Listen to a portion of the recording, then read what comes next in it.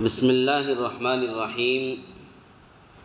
عن ابی ہریرہ رضی اللہ تعالی عنہ قال قال رسول اللہ صلی اللہ علیہ وسلم اذا دعا الرجل امرأته الى فراشه فلم تأته فبات غضبان عليها لعنتها الملائكة حتى تصبح متفق عليه. وفي رواية لهما إذا باتت المرأة هاجرة فراش زوجها لعنتها الملائكة حتى تصبح. وفي رواية قال رسول الله صلى الله عليه وسلم والذي نفسي بيده ما من رجل يدعو امرأته إلى فراشه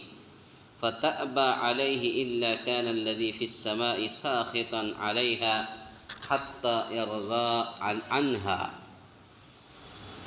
حضرت ابو ہریرہ رضی اللہ تعالیٰ عنہ سے روایت ہے کہ رسول اللہ صلی اللہ علیہ وسلم نے فرمایا، جب آدمی اپنی عورت کو اپنے بستر کی طرف بلائے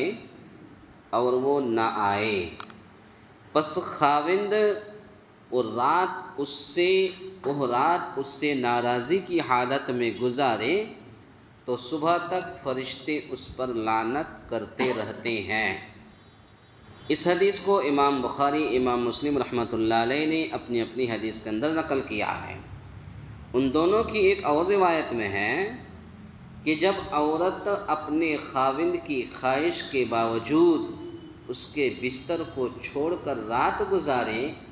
تو صبح تک فرشتے اس پر لعنت بھیجتے رہتے ہیں.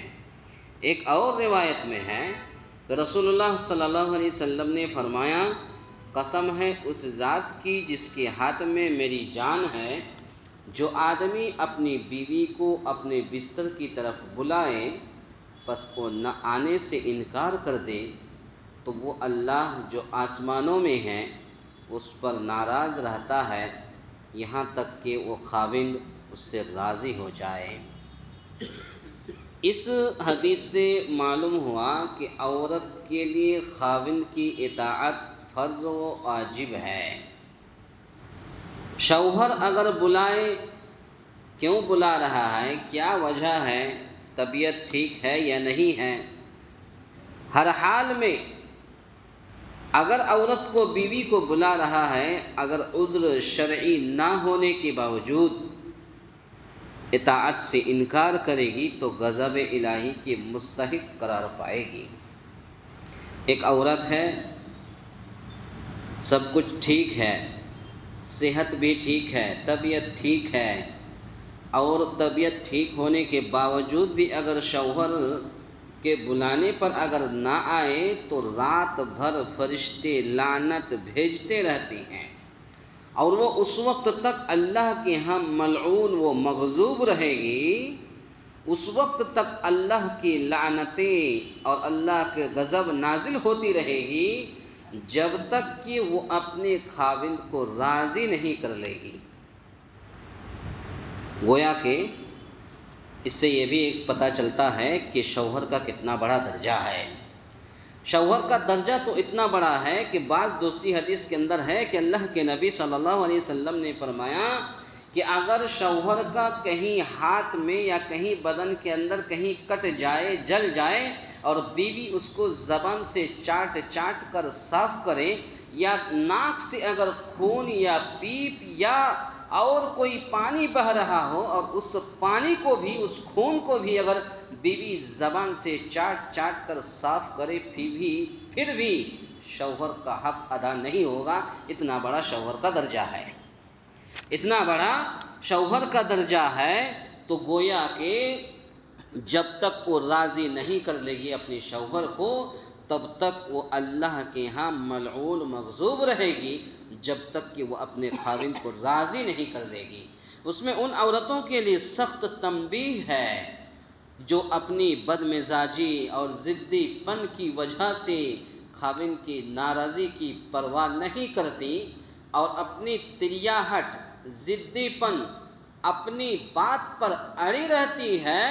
تو گویا کہ ایسی عورت غرور پر مصر رہتی ہیں. اس سے یہ بھی معلوم ہوا کہ اللہ تعالیٰ تمام مخلوقات سے بالا آسمانوں پر یعنی عرش پر ہے، جس طرح اس کی شان کے لائق ہے۔ تو پتہ یہ چلا،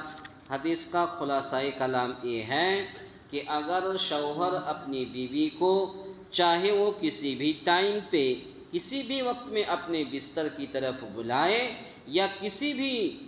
معاملے میں بلائے تو بیوی کو چلے جانا چاہیے۔ یہاں تک کہ ایک حدیث کے اندر ہے کہ اگر شوہر بلا رہا ہے اور بیوی روٹی پکا رہی ہے تو روٹی کو توے پر رکھنے کے باوجود بھی وہ روٹی پکانا بند کر دے اور شوہر کے پاس چلا جائے۔ گویا کہ اتنا بڑا درجہ ہے۔ تو گویا کہ پتہ یہ چلا، حدیث کا خلاصہ کلام یہ ہے کہ اگر شوہر اپنی بیوی کو اپنی طرف بلا رہا ہے تو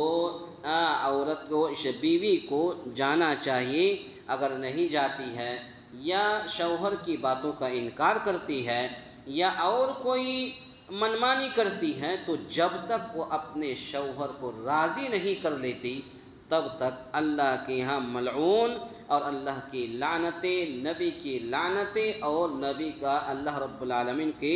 غضب نازل ہوتی رہے گی۔ اللہ تعالیٰ سے دعا ہے یا الہ العالمین ہم تمام مسلمانوں کو کہنے سننے سے زیادہ نیک عمل کرنے کی توفیق عطا فرمائے۔ آمین۔ اقول قولی ھذا استغفر اللہ لی ولکم ولسائر المسلمین واستغفروہ انہ ھو الغفور الرحیم۔